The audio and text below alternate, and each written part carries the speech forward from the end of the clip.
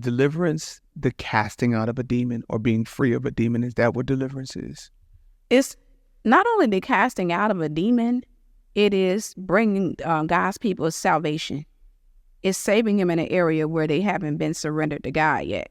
Because demons hide in voids. When we start talking about I got a void, that's a black hole in the soul. That's all it is. That means that's a space in your heart, a space in your soul that you have not surrendered to God. And so because the Bible tells us that God is light, demons hide in that area because there's no light in that area. And they are citizens of the kingdom of darkness. And so wherever there's a void, there's going to be a black hole in the soul. And that's where demons will live. In that area, there's going to be ignorance. And so you're going to live by your own whims. It's an abyss over there. It's like a bottomless pit. And it has, I call it a black hole. And in that black hole, it has this gravitational pull called attraction. And so you'll find yourself attracted to people. You'll find yourself attracted to people, whether they be platonic, romantic, it can even be family members. You'll find yourself drawing near people who seem to be able to satisfy it because it's like a stomach. And the thing about it is hell is never satisfied. So basically all of your relationships become nothing but a sandwich to you. It's just that you're constantly trying to find somebody, and because you're not satisfied, because you're not content, because the word satisfied means content, you become contentious. So in that area, you fight all the time. So you will draw people close to you in that area and then beat them up and fight them. You'll drive them away from you because they're not everything you need. You don't realize that you're looking for God. You're looking for light, but you're looking at false light. You're looking at people and you're trying to get them to come in. But what you don't realize is that the attraction is the appetite of a demon that's in there, because the demon wants to collect the soul of the person. That's all it wants to do. It wants to have attraction is the demon. It's the demon.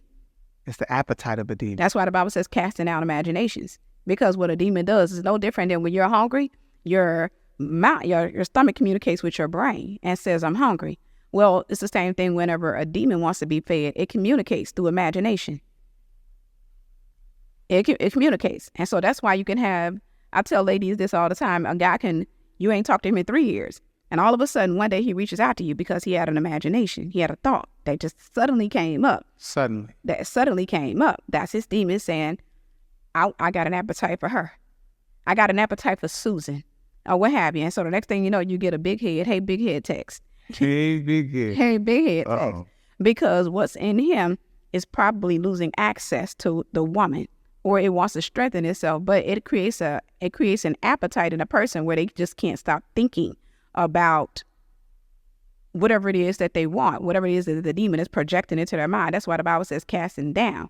Cast down imaginations and every high thing that exalts itself against the knowledge of God, and bring into captivity every thought to the obedience of Christ. Whatever you don't cast down will ultimately have to be cast out, because what happens is a demon, when it wants to get in, it plays with your imagination. And if you come into agreement with it, because Amos 3:3, can two walk together except they be agreed? If it gets in there and you come into agreement and you give this sin offering, then it comes in, and the next thing you know, the demon comes in. You said what? You said a sin offering? Sin offering. Demons don't have legal access to you until they can get an offering. Like fornication is an offering.